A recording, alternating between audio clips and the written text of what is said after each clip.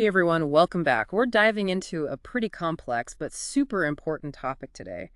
That blurry line between corporate power and conservative economics. Specifically, we're looking at a chapter from the book Liberal Losers: When the Right Win, We All Lose.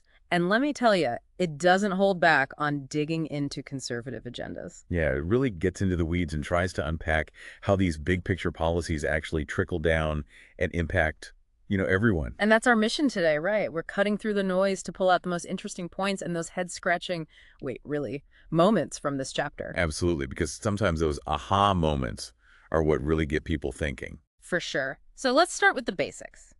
Conservative economics, it's about way more than just tax cuts good, government bad, although that's definitely part of the conversation.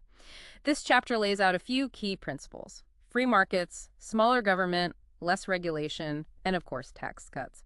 And they all kind of feed into each other, don't they? Yeah, the idea is that if you can limit the role of government, you free up the market to do its thing, and then businesses thrive, the economy grows, and in theory, everybody wins. Right, like taking the reins off and letting businesses run wild. But what about the arguments used to support these principles? I mean, the book talks about individual freedom, boosting economic growth, even the idea that sometimes the government is the problem, not the solution. And that's a message that resonates with a lot of people, especially if they feel bogged down by regulations or, like they're being taxed too heavily. But it's not always that simple, right? The book really highlights how those seemingly straightforward ideas about the economy, well, they can lead to some pretty unexpected and complicated outcomes. And that takes us to the million-dollar question, right? How much influence should corporations actually have in a democracy?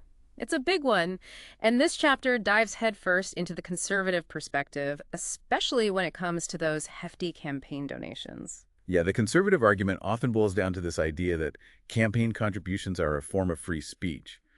Corporations, just like individuals, should have the right to support the candidates they believe in. Right, money equals speech.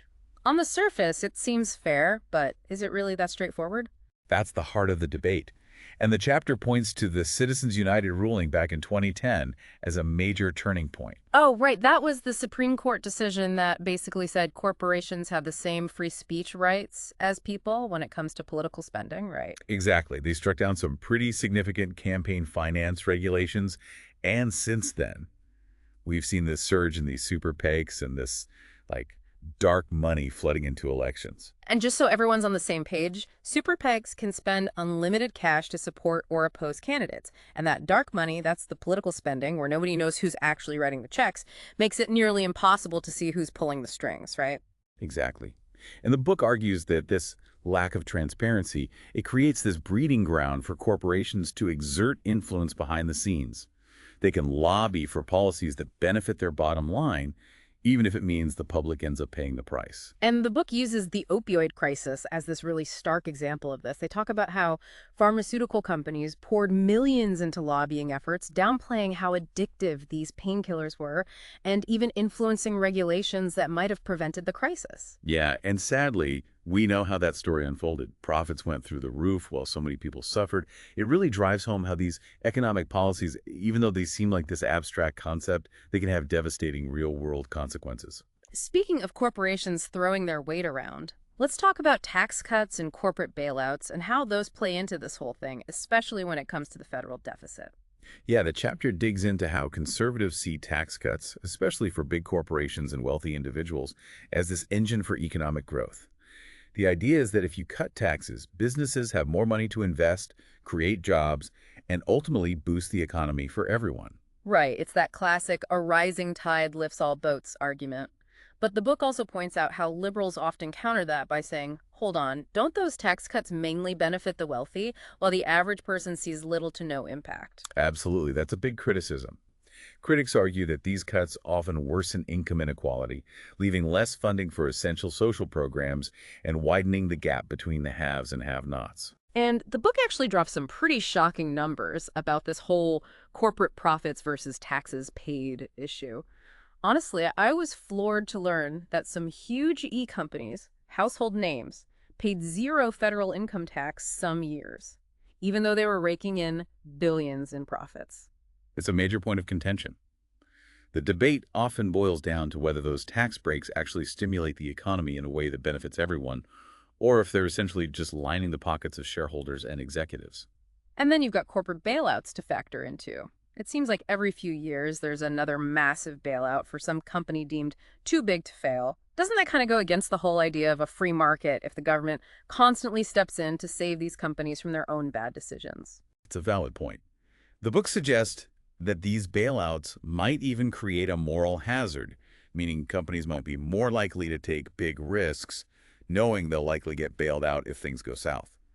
And who ends up footing the bill for these bailouts? Well, taxpayers, of course. So we've got these economic policies that have the power to directly impact people's lives. And then you add in things like Project 2025, which the chapter touches on. It's like we're peeling back layers of an onion here, right? Project 2025 is definitely an interesting piece of the puzzle. It's a blueprint created by this conservative think tank, and it lays out a very different vision for how the U.S. government should operate.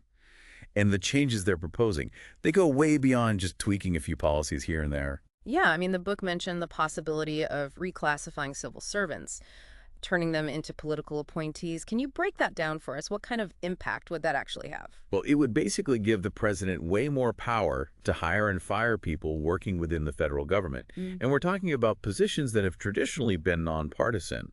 The concern is that it could erode the independence of the civil service and make it way more politicized. Wow, that's a pretty dramatic shift. And then there's the potential environmental impact, which the book brings up if things like Project 2025 were to take root. Yeah, Project 2025 pushes for deregulation across the board, and that includes environmental protections. Critics worry that this could lead to rolling back crucial safeguards that protect our environment. So there are a lot of moving pieces here, to say the least. And it brings us back to this question of the Supreme Court's role in all of this. We've talked about corporate power, economic policy, but how does the highest court in the land fit into this conversation about corporations and their influence on our lives? Well, as we touched on earlier, the Supreme Court's decisions have a huge impact on shaping the legal landscape. Think campaign finance laws, regulations around lobbying, they weighed in on it all. And the book raises concerns about potential conflicts of interest within the court itself, suggesting that some justices might be beholden to corporate interests. It all circles back to that fundamental question we started with, right? How much influence should corporations have in a democracy? There's no easy answer, is there? It's a question that demands careful thought. We need to find that balance between free market principles, corporate responsibility, and the well-being of everyday people. And that's a tough needle to thread. It definitely is. This has been a real eye-opener, I gotta say. We've covered a lot of ground, from the core ideas of conservative economics to the potential for these sweeping changes under initiatives like Project 2025. And along the way, we've seen how these policies, even if they seem kind of abstract at first, can have a very direct impact on our lives, whether it's through something like the opioid crisis or the potential weakening of environmental protections. Absolutely. The key takeaway here is that understanding these issues is crucial for all of us to be engaged citizens. We have to recognize that economic policies, corporate influence, political decisions, they're all intertwined. So true. It's a lot to process. So sometimes the most important conversations are the ones that make us a little uncomfortable, right? So next time you're going about your day, maybe think about this. How could this growing corporate consolidation, this concentration of wealth and influence, how could it impact the very fabric of American democracy, especially with things like Project 2025 looming on the horizon? It's a question worth pondering, talking about, and yeah, maybe even losing a little sleep over. Until next time, keep asking those tough questions.